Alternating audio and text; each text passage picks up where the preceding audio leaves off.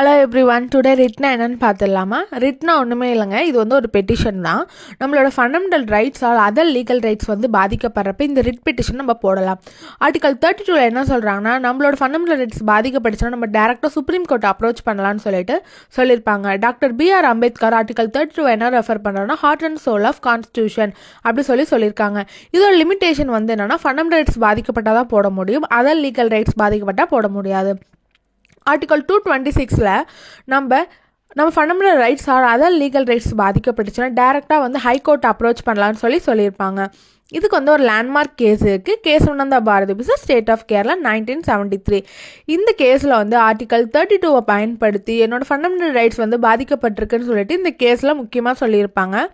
இந்த கேஸில் பற்றி நான் ப்ரீஃபாக வந்து ஃப்யூச்சர் வீடியோஸில் கொடுக்குறேன். தேங்க்யூ.